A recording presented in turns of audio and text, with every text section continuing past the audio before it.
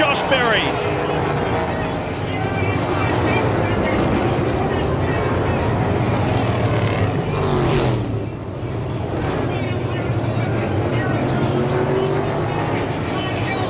Eric Jones is involved. There's Austin Cindric.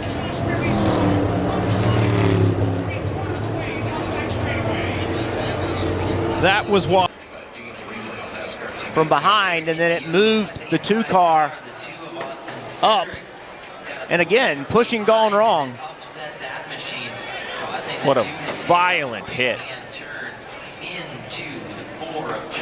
See right there, there's the push. And they all stacked up, the 8, the 20.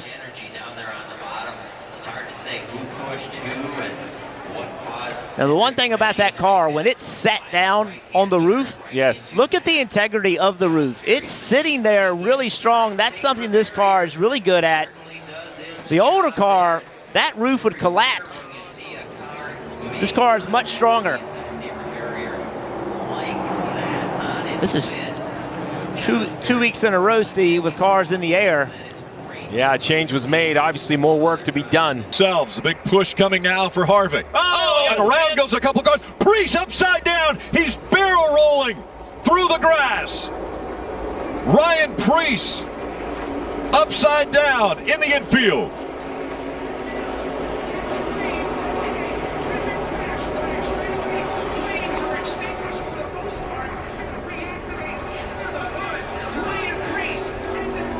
Caution has come out. He's on his wheels. There was fire off the left side of the car. A huge barrel roll for Preece and the AMR safety crew there to him. Going down the back straightaway, he makes a move or gets help from behind, and the car goes into the infield air. It just lifts right up off the ground. Violent wreck. It's a push from the 43 car, and it's airborne. I mean, I thought that maybe it hit, you know, the road course or some curbing or something on the. That's fast. As soon as that contact happens, he just hangs a left. You said it, Jeff. As soon as the car touches the grass, something about that gap or the air or something changes, and up in the air it goes right away. That is so scary. Remember, these cars are traveling at over 190 miles an hour.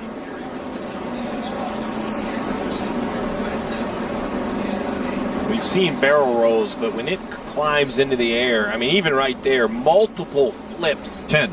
Every 10 time flips. it leaves the ground.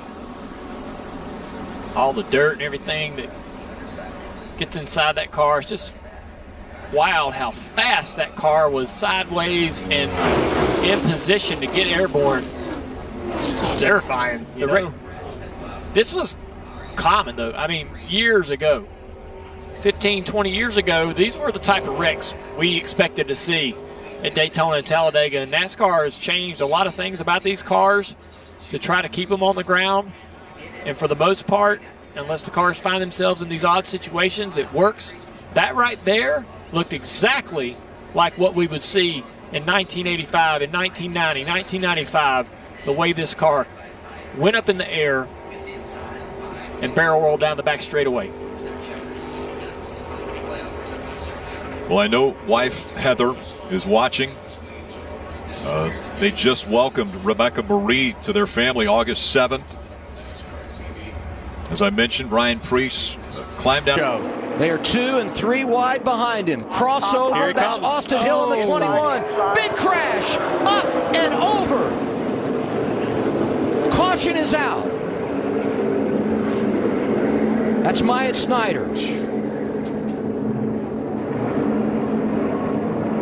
And here's what happened behind him. That's just a bad scenario. Once you get turned around backwards, if he doesn't get hit in the front end, it probably doesn't get airborne. But it's just you got the other car wedging underneath the front to get the lift there. But it's great to see, like Chad talked about, the safety innovations of these cars. You know, to see Myatt just walk right out, that's a great sign. And I would be anxious to see how close it was at the time of caution, because look right here, it looks like the 16's out front. Whew, it had to be really close. The caution wasn't out at that point when they left our screen, so he was clearly ahead by the time he left the bottom of your monitors on television. But unfortunately, Anthony Alfredo getting into the back of the 31 and creating that issue. Wow. I mean, look at that car. And look at the grass that's flying in front of him. Where's the engine? Oh, wow. The engine's gone. I mean, this kind of like a Michael Waltrip wreck that we saw at Bristol, where it's just, or the Jeffrey Bodine, right? Kyle Larson front straightaway here at Daytona years ago. White flag is out. They're going to crash with a big run. They're crashing. Christopher Bell upside down.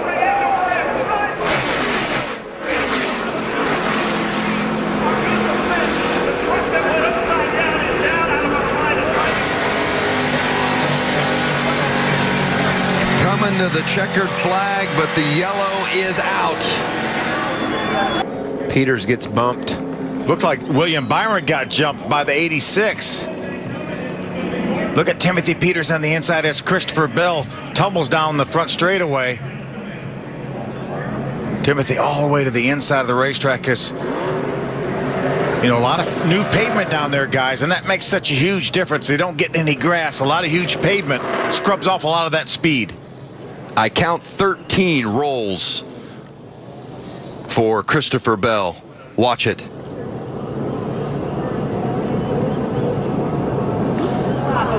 Well, Daniel Hemrick almost went underneath that Ford truck of Christopher Bell. It's a testament to the safety of these racing vehicles that Christopher Bell can take that kind of ride. Christopher, probably about the fastest part of this speedway field, right out of the tri-oval. It just starts tumbling. That young man, with his dirt racing background, I'm sure he's had many barrel rolls in his career, but none like that. And Michael, I know you've been upside down. I've been upside down like that. The flipping's not that bad, but it's the landing that hurts. And that thing landed about 6 or 8 times pretty hard. What about Brandon Brown? He slides through there. Looks like he's going to be credited with a 4th place finish. I think he might have got in the back of William Byron, and that's what got in the back of the 4 of Christopher Bell and turned him sideways. Wow. But we saw, you know, experienced driver like Timothy Peters. Let's watch this view. You coming to wreck it, back it up, back it out, back it out, back it out. Wow, he had to turn hard left to avoid the flipping Christopher Bell. Look at that. Jeff's going to move him up out of the groove and get by him. Whoa, Busch is around. Can he save it this time? Oh, there you go. He does. He saves it. But there's a Jeff Gordon's upside down. Jeff Gordon's upside down. And Kurt Busch's car is destroyed. Oh my gosh.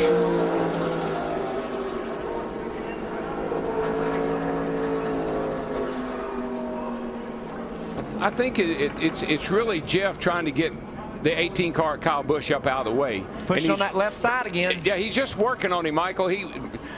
Kyle was blocking, and Jeff was trying to get him loose and get him up out of the way, and he just got on the left side and spun him out. Look at the job Ambrose and Boyer did coming through there. And there's our buddy old Brad Keselowski. We ain't seen him up front all night. He's fixing to restart with a chance to win this baby. Yeah, I asked Larry, I said, is Brad Keselowski in this race?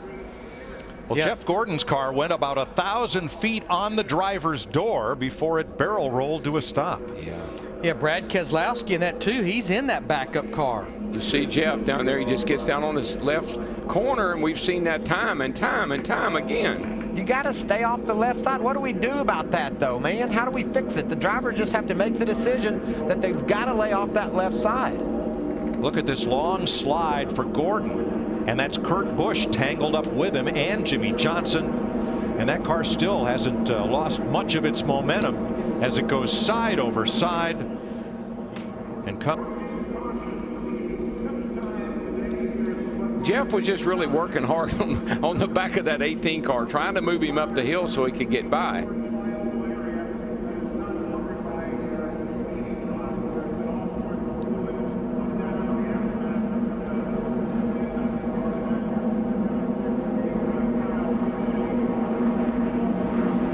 type of bump drafting you used to be able to do at Daytona is problematic tonight for big crashes. I feel so bad for Kurt Busch, second car of the weekend. Harvick slides up in front of traffic. Cars upside down, cars everywhere. And turn 4 is calamity corner once again. The field is frozen. Jeff Gordon came across with Stewart and Johnson side by side, but there are half a dozen cars littered between turn 3 and the start finish line. All right. How it unfolded between turns 3 and 4. Because something happened to Greg Biffle, the 16 car that triggered all this. I believe, watch it, see if it's Harvick's car. Oh, no, it's the 22 car. Scott Wimmer. Look at him just spinning around. He got up on his nose and come back down on his wheels.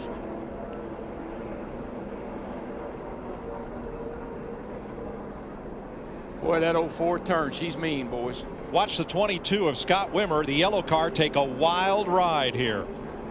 What started at Greg Biffle came down in the 10, or the 10 went up to Greg Biffle. They got together anyhow. The luckiest man there was Rusty Wallace. Got a little tap but kept on going. Now watch Wimmer. Over once, twice, 3 on his nose, 4, wham. Huge. So initial contact, the 10 and the 16, right there. Looked like Biffle in the 16 actually came down into Scott Riggs in the 10. And Darrell, when you're flipping like that, it probably seems like eternity, don't it? Oh, listen, I can't tell you what it does to you. You just pray that when you stop that you can remember what happened.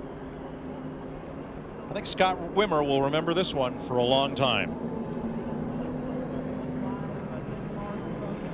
Pit stops.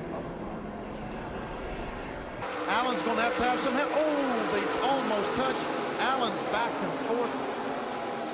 Yeah, I think they did touch a little bit there going into turn 1. Oh, and Lake Speed is on the roof. Flipping down the backstretch. The car rolling over several times. Dave Marcus involved in it. Looked like Jimmy Spencer's car was involved. Here comes Hut Strickland spinning around. Jimmy Means in the back of the pack got by. He'll pick up a bunch of positions. Lake Speed's car apparently hit the outside wall and just started tumbling down the racetrack. Well, it looked like Lake Speed was trying to shoot up through the middle there as they were drafting for position, and perhaps got tapped by Sterling Marlin in the blue car behind and shot him into the wall. The car started going over and over, and you can see the car's trying to move around him. There's Dave Marcus, hit him hard. Here's Jimmy Spencer. It looked like down on the inside. He got in on it. And here comes Hut Strickland in the car number 57 sliding out through there. One more angle now. He's already on his roof there and rolling over as the other cars come in on him now. Darrell Waltrip going by on the outside. And you can see Dave Marcus in car number 71 hit him pretty hard there.